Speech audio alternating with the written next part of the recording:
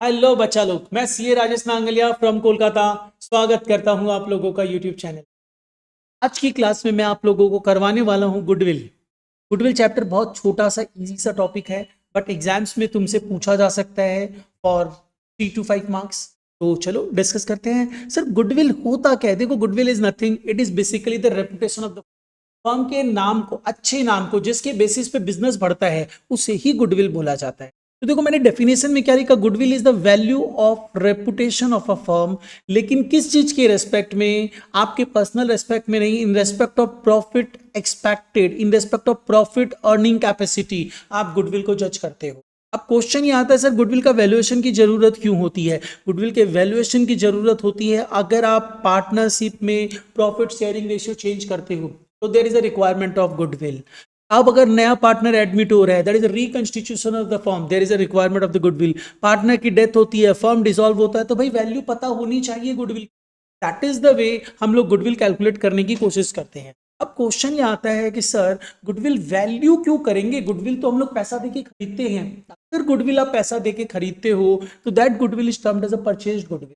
उसकी वैल्यूएशन हम लोग नहीं सीख रहे हैं। हम किसकी वैल्यूएशन सीख रहे हैं? वो गुडविल जो आपकी बनाई हुई है, सेल्फ जनरेटेड गुडविल का वैल्यूएशन अपने। बहुत सिंपल सा टॉपिक है, सिर्फ वैल्यूएशन समझना है। तो what are the valuation methods? आप अगर वैल्यूएशन करते हो तो गुडविल जो वैल्यू होगी, remember, only self generated goodwill की वैल्यूएशन की जाती है। सेल्फ जनरेटेड गुडविल मतलब जिस गुडविल को आप खुद बनाते हो, सिर्फ उसी गुडविल की वैल्यूएशन की जाती है। अब क्वेश्चन याद है, सर हम गुडविल को किस किस मेथड से वैल्यू कर सकते हैं? देयर आर 4 मेथड जिससे गुडविल का वैल्यूएशन कर सकते हो। What are such methods? Average profit method, super profit method, capitalisation profit method, annuity method. Annuity method is not in your syllabus, तो हमें डिस्कस नहीं करना है, बट हाँ मेथड होता है वन ऑफ द। और ये annual average profit math basis को हम फ्यूचर मेंटेनेबल प्रॉफिट बेसिस भी बोलते हैं। ध्यान रखना, नाम अगर चेंज कर दे तो future maintainable profit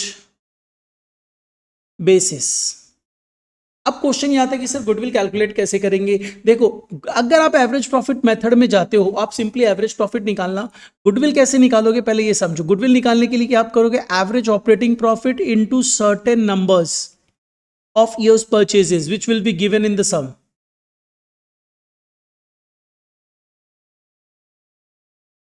Certain numbers of years purchases.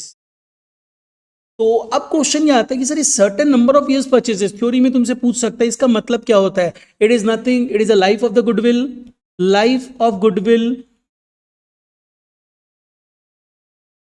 During which you may earn super normal profit. Super normal profit मतलब जो तुम्हारा नॉर्मल प्रॉफिट है उससे ज्यादा प्रॉफिट कमाओगे तभी तो गुडविल है ना भाई।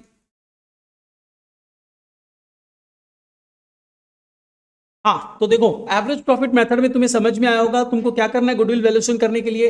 Average operating profit into certain number of years purchases, and average operating profit is termed as future maintainable profit also. और एक चीज ध्यान रखना, गुडविल वैल्यू करते समय ऑलवेज जो प्रॉफिट होगा वो नॉर्मल प्रॉफिट नहीं होगा, वो ऑलवेज ऑपरेटिंग प्रॉफिट होगा। Sir what do you mean by the word operating profit? Operating profit मतलब वो प्रॉफिट जो बिजनेस ऑपरेशन से ही आप कमाते हो। तो सिंपल सी चीज, how to get the operating profit ये समझ लो।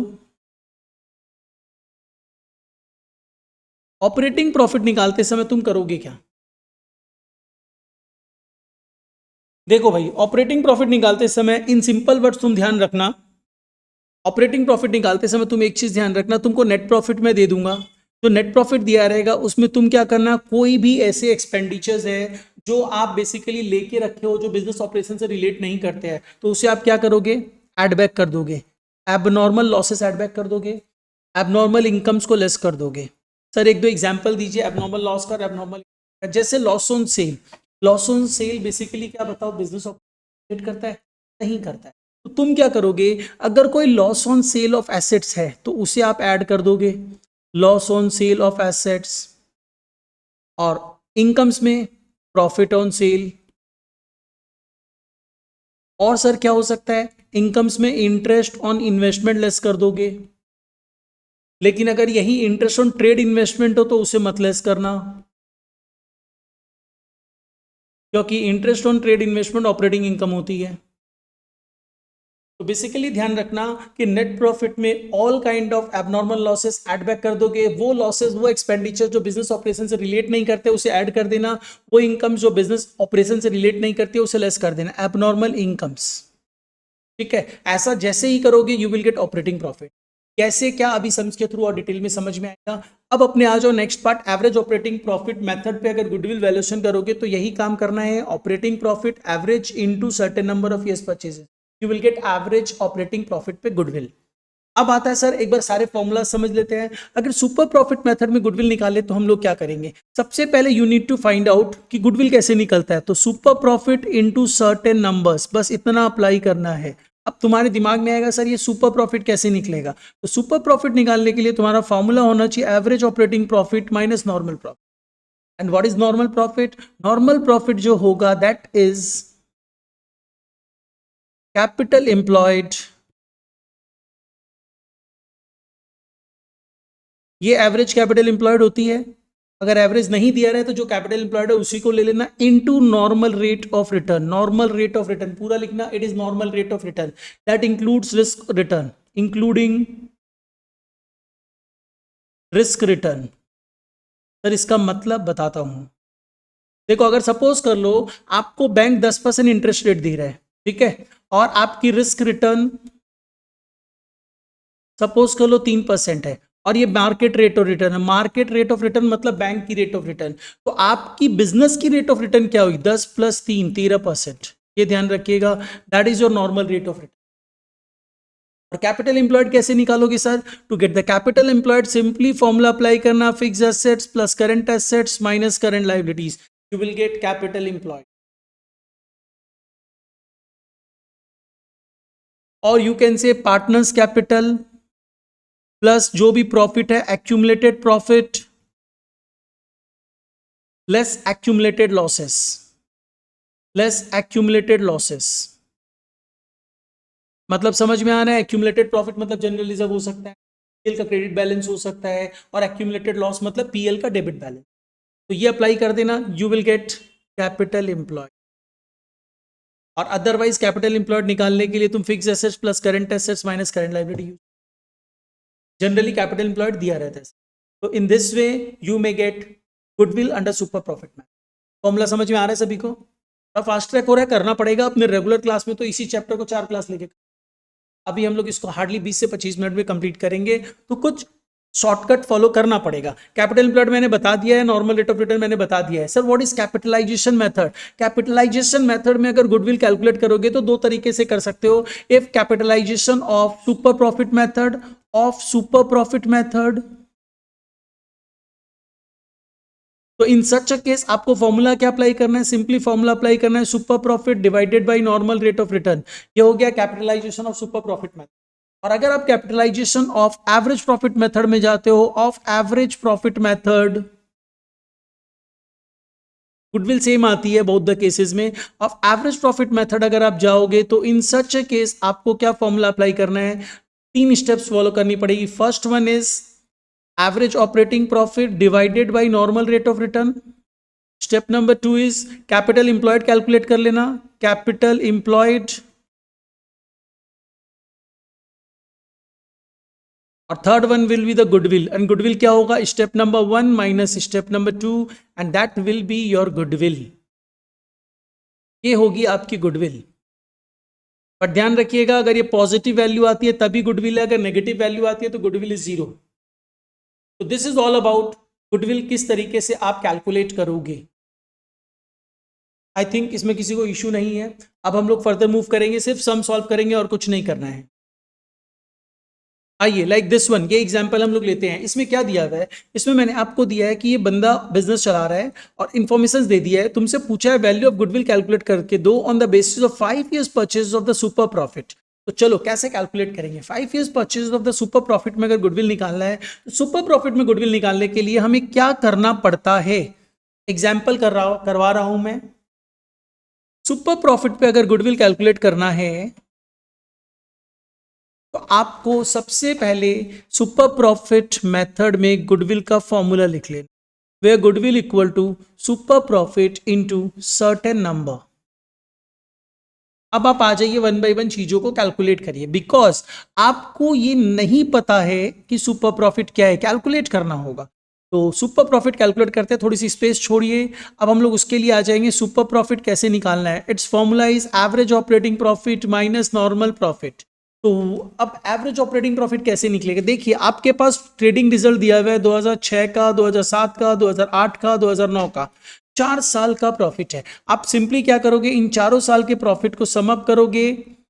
लेकिन चलो पहले सम अप करो, सम अप करके डिवाइडेड बाय 4 करोगे। तो देखो एक चीज ध्यान रखना, एक जगह तुम्हारा लॉस है, तो जो लॉस है उसको माइनस कर देना। तो ऐसा करके हम लोग एवरेज प्रॉफिट कितना निकालेंगे, यहाँ पे ये जो प्रॉफिट निकल रहा है हम लोग सिंपल एवरेज बेसिस पे निकाल रहे हैं। दो बेसिस होता है, one is the simple average basis, another one is the weighted average basis. हम इसे सिंपल एवरेज बेसिस पे निकाल रहे हैं, और सिंपल एवरेज बेसिस मतलब सारे प्रॉफिट को सम अप करो, that is 40,000 plus 36,000 minus, because loss है 6,000 का, देन प्लस कितना है 50,000, this whole divided by 4, that comes to 30,000। मतलब आपको पता चला कि आपका average profit is ₹30,000। Got it, किसी को कोई प्रॉब्लम नहीं है। चलिए नेक्स्ट देखिए, लेकिन यहां पे एक एडजस्टमेंट है जो ध्यान दीजिएगा, बच्चे गलती कर देते हैं। This one, remuneration from alternative employment of the proprietor, मतलब अगर पार्टनर्स का कोई रेम्यूनरेशन हो तो उसे लेस कर देना। ठीक है, तो आप यहां पे क्या करोगे, to get the average operating profit partners remuneration from alternative employment, इसे लेस कर दोगे। इसे अपॉर्चुनिटी कॉस्ट बोला जाता है, अपॉर्चुनिटी कॉस्ट, इसे लेस करना है। तो हम लोग इसको लेस करेंगे, alternative employ remuneration from alternative employment of proprietor and the amount is 6,000। That means तुम्हारे पास एवरेज प्रॉफिट आएगा 24,000।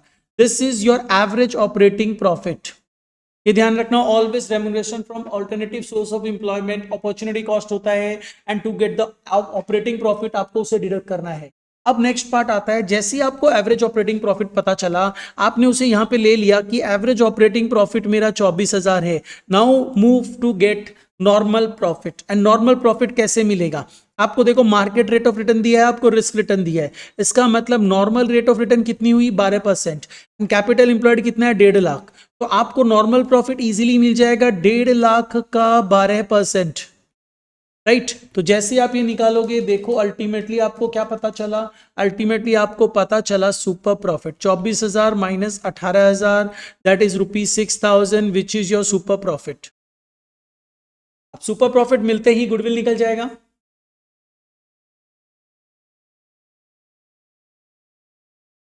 तो हम लोगों को पता चल चुका है कि मेरा सुपर प्रॉफिट 6,000 है। अब गुडविल कितनी हो जाएगी, गुडविल के लिए आप सिंपली अप्लाई करोगे 6,000 into certain number. What are the certain numbers, 5 years purchases into 5। तो अल्टीमेटली आपको पता चल गया goodwill as per super profit method is ₹30,000।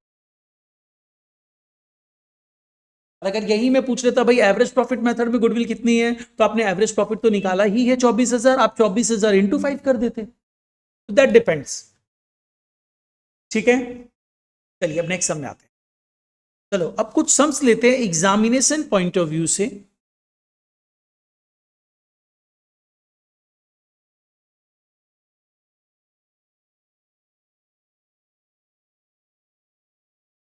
This one 2015 का सम ले रहे हैं, ये जो तुम लोग को दिख रहा है सीबीएसई में आया हुआ है, लेकिन बहुत इजी सा सम है, देखते हैं। यहां पे बोल रहा है आपके पास एसेट्स है 1 लाख का, दैट एक्सक्लूड स्टॉक। तो एक्चुअली देखा जाए तो एसेट्स कितने के होंगे, एसेट्स आपके होंगे, क्योंकि एसेट्स में तो स्टॉक भी इंक्लूडेड होता है, दैट मीन्स आपके टोटल एसेट्स 1,20,000 के हो गए। अब पार्टनर्स का कैपिटल सोड है बैलेंस ऑफ ₹60,000, करंट लाइबिलिटीज 10,000 की है। तो मैं अगर करंट लाइबिलिटीज लेस करूं तो करंट लाइबिलिटीज 10,000 की है, fix assets plus current assets minus current liability, इसका मतलब कैपिटल इंप्लॉयड कितने का है, 1,10,000 का है। आगे देखते हैं, एंड इसमें बोल रहा है बैलेंस कंस्टिट्यूटेड द रेस्ट। इसका मतलब क्या हुआ, थोड़ा सा समझा देता हूं। देखो बेसिकली इसका मतलब ये हुआ, अगर मैं बैलेंस शीट बनाता, मैं बोल रहा हूं पार्टनर्स का कैपिटल 60,000 है, करंट लाइबिलिटीज 10,000 है, रिजर्व्स भी कुछ है, और कुछ एसेट्स हैं। एसेट्स में मेरे पास स्टॉक है 20,000 का, और अदर एसेट्स है 1 लाख के। तो इसका मतलब ध्यान दो, ऑलवेज क्या होता है, total assets equal to total liability होता है। तो अगर आपको ये सारी डिटेल्स पता है तो बैलेंस तो रिजर्व ही होगा ना। तो रिजर्व कितना आ रहा है बैलेंस में, देखो 50,000, ये रिजर्व्स है। तो अभी अभी देखो मैंने कैपिटल एम्प्लॉयड के लिए तुम्हें दो फॉर्मूला बताया था, एक बोला था fix assets plus current assets, मतलब total assets minus current liability. तो देखा जाए तो तुमको यहाँ पे मिल रही है value 1,10,000।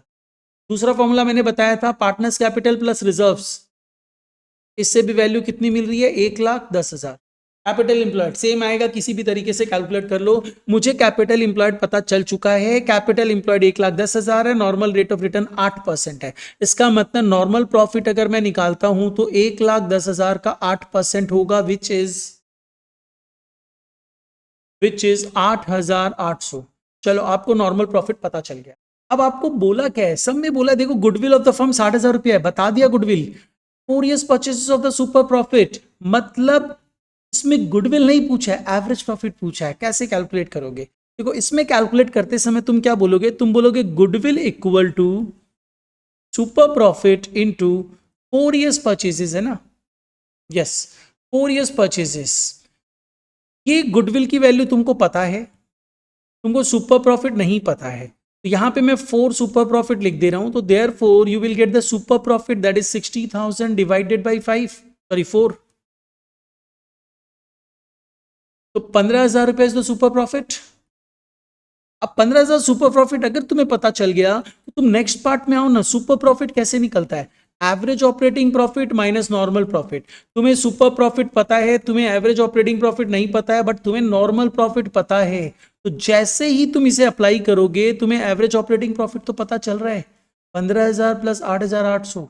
Average operating profit is 15,000 plus 8,800, that is ₹23,800। Okay, it's a good sum, exam में पूछा जा सकता है। अब चलो नेक्स्ट सम में आते हैं।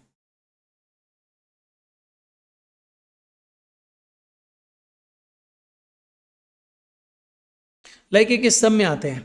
चलो देखो क्या दिया हुआ है आपको, सम में दिया हुआ है कि आपको गुडविल कैलकुलेट करके देना है।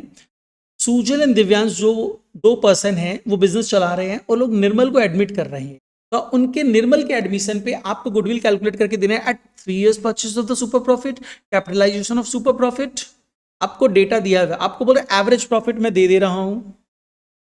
चलो देखो ये सम आईएससी में पूछा था, सीबीएसई में भी सेम टाइप सम पूछा हुआ है। यहां पे हम पहले क्या कर रहे हैं, गुडविल को सुपर प्रॉफिट बेसिस पे निकाल रहे हैं। अगर मैं आपको एवरेज प्रॉफिट दे दे रहा हूं, नॉर्मल रेट ऑफ रिटर्न दे रहा हूं, कैपिटल एम्प्लॉयड निकाल लो ना। कैपिटल एम्प्लॉयड कैसे निकालोगे, fix assets plus current assets. Fix assets में अगर ट्रेड इन्वेस्टमेंट हो तो ही लिया जाएगा और नॉन ट्रेड इन्वेस्टमेंट नहीं लिया जाएगा। गुडविल वैल्यूएशन के लिए नॉन ट्रेड इन्वेस्टमेंट नहीं लिया जाता है, अगर ट्रेड इन्वेस्टमेंट होता तो लेते। अब अपने आएंगे fix assets plus current assets, मतलब ये सारे एसेट्स को प्लस कर लेंगे। देखो टोटल कितना आ रहा है,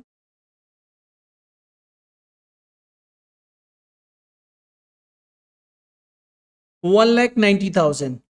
fix assets plus current assets minus current liabilities. Current liabilities में क्या है, these all are in the current liability, मतलब क्रेडिटर्स एंड बिल्स पेएबल। तो आप इसको उठा के यहाँ माइनस कर दोगे, दैट इज 50,000। और जैसे इसे माइनस करोगे you will get capital employed. तो कैपिटल एम्प्लॉयड हमारा आ रहा है 1,40,000। तो कैपिटल एम्प्लॉयड का 10% अगर मैं निकाल दूं, 1,40,000 का 10%, that is ₹14,000 and that is your normal profit. अब आपको यहां पे पता क्या चल चुका है, आपको एवरेज प्रॉफिट पता है, आपको नॉर्मल प्रॉफिट पता है, तो आपको सुपर प्रॉफिट भी तो पता है। सुपर प्रॉफिट कितना हो जाएगा, 25,000 minus 14,000, that comes to 11,000। Your super profit is 11,000। And जैसे ही सुपर प्रॉफिट मिला, सुपर प्रॉफिट पे गुडविल इजीली कैलकुलेट हो सकती है। Therefore, goodwill equal to super profit, that is 11,000 into certain numbers, that is 3. So goodwill will be rupees 33,000. Done. अब अगर मैं कैपिटलाइजेशन ऑफ सुपर प्रॉफिट पे गुडविल कैलकुलेट करने बोलता हूं तो इन सच केस आप क्या करोगे, कैपिटलाइजेशन ऑफ सुपर प्रॉफिट में आप करोगे super profit divided by normal rate of return, where your super profit is 11,000 divided by normal rate of return is 10%। Goodwill कितनी होगी, it's 1,10,000। There is a huge difference. अगर आप capitalisation of super profit पे जा रहे हो और normally goodwill calculate कर रहे हो। Normally goodwill is 33,000 but capitalisation method में गुडविल इज 1,10,000। दो ही पूछा था, समझ में आया होगा। चलो नेक्स्ट आते हैं। नेक्स्ट एक और सम करते हैं जिसमें हम वेटेड एवरेज प्रॉफिट का कंसेप्ट समझे। Yes this one, question number 3 लेते हैं। में वेट्स दिया ना, यस यस दिस वन। मतलब जैसे आपने एवरेज प्रॉफिट निकाला, एवरेज प्रॉफिट सिंपली भी निकल सकता है। सिंपली मतलब प्रॉफिट्स को ऐड ऑन करो, divided by number of years कर दो, you will get the simple average profit. अगर वेटेड एवरेज प्रॉफिट हो तो कैसे कैलकुलेशंस करेंगे ये समझो। सम नंबर 3 के माध्यम से हम इसे समझते हैं। आपको बोला है गुडविल वैल्यू करना है 3 years purchase of the weighted average profit of the last 4 years। आपको वेट्स भी दिए हुए हैं, जब भी वेट्स दिया रहे तो आपको वेटेड एवरेज प्रॉफिट कैलकुलेट करना पड़ेगा। कैसे बताता हूं, चलो ठीक है। अब आओ इस सम को करेंगे। तो इस सम में गुडविल वैल्यू कैसे करने बोला है, फर्स्ट ये फाइंड आउट करो। बोला गुडविल वैल्यू करो 3 years purchase of the weighted average profit. अगर ये वेटेड एवरेज प्रॉफिट ना भी बोले, लेकिन अगर सम में आपको वेट्स दिया रहे तो you have to calculate weighted average profit. और सर हम लोग वेटेड एवरेज प्रॉफिट यूज करते हैं जब भी प्रॉफिट में कोई ट्रेंड होता है इंक्रीजिंग या decreasing, then you should use weights to compute weighted average, ठीक है, टू कंप्यूट गुडविल। अब क्वेश्चन यहाँ तक एमसीक्यू में पूछा जा सकता है कि why we should weights to compute goodwill. जब भी प्रॉफिट में कोई ट्रेंड दिखाई देता है, मतलब इंक्रीजिंग ट्रेंड है, हर साल प्रॉफिट बढ़े ही जा रहा है, हर साल प्रॉफिट घटे ही जा रहा है, then we should use weights to compute average profit, get the goodwill. अभी इस सम को सॉल्व करते हैं। पहले मुझे क्या करना होगा, अगर ऑपरेटिंग प्रॉफिट को कंसीडर करना है तो पहले ऑपरेटिंग प्रॉफिट निकालना पड़ेगा। उसके लिए कुछ इंफॉर्मेशन दी हुई है, उसको एडजस्ट करना पड़ेगा। इस सम को सॉल्व करने के लिए मैं एक छोटा सा डायग्राम मतलब टेबल बनाता हूं। कितने ईयर्स के प्रॉफिट है ध्यान दीजिए, 1 साल, 2 साल, 3 साल, 4 साल। हम लोग एक छोटा सा टेबुलर फॉर्मेट बनाएंगे।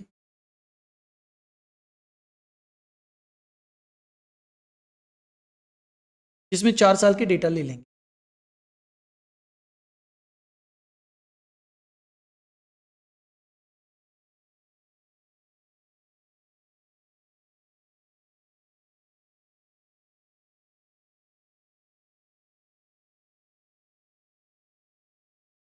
कैलकुलेशन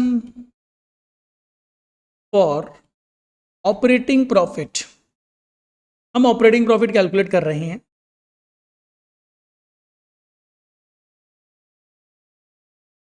टू 2012, 2013, 2014, 2015 सब मार्च एंडिंग है। 31 मार्च 2012, 31 मार्च 2013, 31 मार्च 2014, 31 मार्च 2015, इस तरीके से डेटा है। अब सबसे पहला पार्ट आप क्या करोगे, यहां पे गिवन प्रॉफिट को ले लोगे, given profit. And what about the given profit, देखिए भाई गिवन प्रॉफिट हमारे पास है 20,200, 24,800, the next part is 20,000, the next part is 30,000। अब आप वन बाय वन एडजस्टमेंट्स पढ़ो। अगर उसमें एडजस्टमेंट्स में कुछ करेक्शन करना है तो उसे करेक्शन करते हुए चलेंगे। क्या करेक्शन था, कोई भी अबनॉर्मल लॉसेस है उसको एड बैक कर देना, कोई भी अबनॉर्मल इनकम्स है उसे लेस कर देना। इनकम्स लेस करते समय ट्रेड इन्वेस्टमेंट से रिलेटेड इंटरेस्ट को मत लेस करना, क्योंकि वो ऑपरेटिंग इनकम हुआ करती है। अच्छा अब देखो पहला एडजस्टमेंट क्या बोल रहा है, पुरन 1 दिसंबर 13, 1 दिसंबर 13 किस ईयर में फॉल करेगा, 1 दिसंबर 13 will be falling in the year 13-14, 13-14 में फॉल करेगा, मतलब इस ईयर की बात हो रही है। ठीक है, क्या बोला है, ये लोग बोल रहे हैं कि एक मेजर रिपेयरिंग वर्क हुआ था प्लांट का 6,000 रुपए का, उसे हमने रेवेन्यू में चार्ज कर दिया था, रेवेन्यू मतलब पीएल में चार्ज कर दिया था, खर्चा मान लिया। लेकिन इस अमाउंट को, द पेड वर्ड गलत हो गया, the said sum is agreed to be capitalise, मतलब इस अमाउंट को कैपिटलाइज करना है। कैपिटलाइज करने का मतलब होता है बैलेंस शीट में दिखाना है, तो बैलेंस शीट में दिखाओगे तो पीएल में नहीं दिखा सकते हो। तो बोल रहा नहीं, आप इसे पीएल में नहीं दिखा सकते हो गुडविल वैल्यूएशन के लिए, और ये सब्जेक्ट टू 10% डेप्रिसिएशन भी था रिड्यूसिंग बैलेंस मेथड में। सबसे पहले एक करेक्शन, मैंने इस अमाउंट को पीएल में चार्ज कर दिया है, पीएल में चार्ज किया तो प्रॉफिट में क्या इंपैक्ट है, चार्ज करना मतलब खर्चा दिखा के रखो, प्रॉफिट कम है, बट ये तो बोल रहे हैं ना नहीं कम नहीं करना है प्रॉफिट को, तो आप क्या करोगे उसको ठीक करोगे, ठीक करोगे मतलब प्रॉफिट को इंक्रीज करना होगा। तो आप यहां पे लिख दोगे कैपिटलाइजेशन ऑफ रिपेयर्स, एंड ये किस ईयर में हुआ था उस ईयर के प्रॉफिट को बढ़ा दो, हो गया। अब सिंस मैं इसे कैपिटलाइज कर रहा हूं तो कैपिटलाइज करने का मतलब क्या हुआ, इसको मैं बैलेंस शीट में एज एन एसेट दिखाऊंगा। एसेट दिखाने का मतलब ये हुआ कि ये जो पर्टिकुलर पार्ट है इस पे डेप्रिसिएशन चार्ज होगा, और अभी तक तो मैंने इसे एसेट माना ही नहीं था, तो डेप्रिसिएशन चार्ज ही नहीं है, तो अब चार्ज कर देते हैं। तो कब कब चार्ज होगा, एक तो इस ईयर में चार्ज होगा, एक इस ईयर में चार्ज होगा। तो पहले 2013-14 में चार्ज करते हैं, कब से कब तक, 1 दिसंबर से 31 मार्च तक, the period is of 4 months. 4 months का डेप्रिसिएशन 6,000 के ऊपर 10% मतलब 600 रुपया। 4 मंथ्स के लिए ये कितना हो जाएगा, 200 रुपया। तो आप यहां पे 200 रुपया का डेप्रिसिएशन क्या बुक्स में चार्ज करके रखे हो, चार्ज करके। तो चार्ज करने का मतलब profit will reduce depreciation on above, profit को कम करिए 200 रुपये। अब इसको कम करने के बाद आप तो नेक्स्ट ईयर भी डेप्रिसिएशन चार्ज करोगे, फिर कितना डेप्रिसिएशन चार्ज होगा, तो ये जो अमाउंट है रिड्यूसिंग बैलेंस मेथड में डेप्रिसिएशन बोला है, तो 6,000 माइनस 200, नेक्स्ट ईयर के लिए वैल्यू कितनी आती है एसेट्स की, 5,800। 5,800 का 10% एंड दैट कम्स टू ₹580। ये गलती मत करना, ध्यान रखना, बच्चे गलती कर देते, 6,000 पे 10% निकाल। ठीक है, तो ये तो समझ में आ चुका होगा। अब नेक्स्ट पार्ट आइए, नेक्स्ट पार्ट इज बोल रहा है क्लोजिंग स्टॉक। अच्छा एडजस्टमेंट है, closing stock for the year 31 March 13, year ended 31 March 13 मतलब we are talking about this closing stock ही तो इस साल का 2013 का जो क्लोजिंग स्टॉक है 2000 नेक्स्ट ईयर के लिए क्या हो जाएगा, ओपनिंग स्टॉक बन जाएगा। तो ये बोल रहा है क्लोजिंग स्टॉक तुमने ओवर वैल्यूड लेके रखा है 2,400।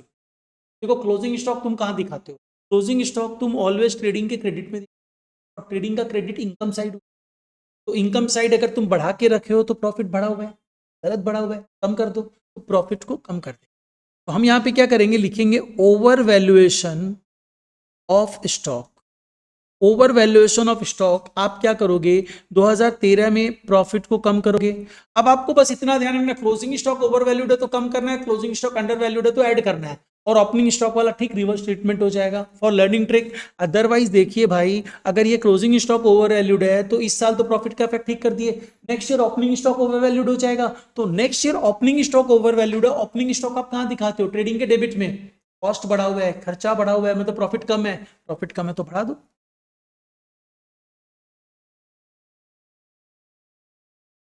क्लियर है ये चीज। अब आइए नेक्स्ट पार्ट, नेक्स्ट पार्ट क्या दिया हुआ है, ये बोल रहा है देखो टू कवर मैनेजमेंट कॉस्ट, हर साल गुडविल वैल्यूएशन के लिए 2,400 रुपया 4,800 रुपया का खर्चा लगेगा। एनुअल लिखा है मतलब हर साल, चार्ज मतलब खर्चा, तो गुडविल वैल्यूएशन के लिए तुम्हें एक खर्चा कंसीडर करना है, तो कंसीडर करो, उसे लिखो मैनेजमेंट कॉस्ट, और 4,800 एवरी ईयर के कॉस्ट में से माइनस कर दो। तो जैसे ही तुम ये अप्लाई करोगे तुम्हें क्या मिलेगा, तुम्हें ऑपरेटिंग प्रॉफिट मिल जाएगा। तो ऑपरेटिंग प्रॉफिट कैलकुलेट कर लीजिए, ऑपरेटिंग प्रॉफिट कितना हो रहा है, 20,200 minus 4,800, that is 15,400। Next one will be 24,800 minus 2,400 minus, that is 17,600। Next one is 26,000, 20 plus 6,000 minus 200 plus 2,400 minus 48, it is 23,400,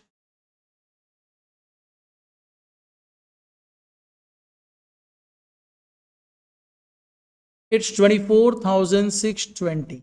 अब वेट्स दिया हुआ है ना, अगर वेट नहीं होते तो सिंपल एवरेज प्रॉफिट के लिए तुम क्या करते हैं, sum up of all these divided by 4 you will get the simple average profit.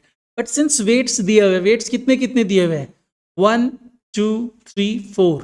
वैसे इंक्रीजिंग ट्रेंड में ऐसा ही यूज किया जाता है कि हम लोग 1 2 3 4 यूज करते हैं, डिक्रीजिंग ट्रेंड में 4 3 2 1 यूज करते हैं, 1 2 3 4। तो जैसे ही आप ये लोगे आपको क्या करना है, this into this into this into this करना है। तो देखिए कितना कितना आ रहा है, it's 15,400, 17,600 into 2 that is 35,200, then 23,400 into that is 70,200, 24,624 that comes to 98,480। अब आपको क्या करना है, वेटेड एवरेज प्रॉफिट निकालने के लिए फॉर्मूला होता है summation of operating profit into weights divided by summation of weights, this is weighted average profit. तो यहां पे आपको इन चारों का टोटल चाहिए, दैट इज अ समीशन। ये क्या हो जाएगा देखो, operating profit into weights, operating profit into weights, summation ले लीजिए कितना आ रहा है,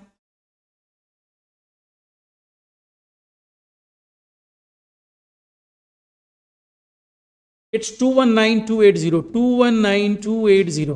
तो अगर मैं वेटेड एवरेज प्रॉफिट की बात करूं तो this will be 219280 divided by 10, that is rupees 21928। This is your weighted average profit.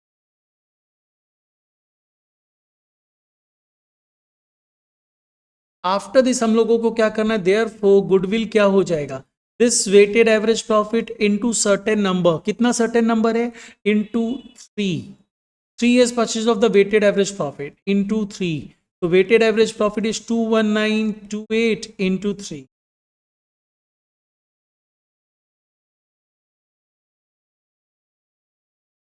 65784, 65784 is the goodwill.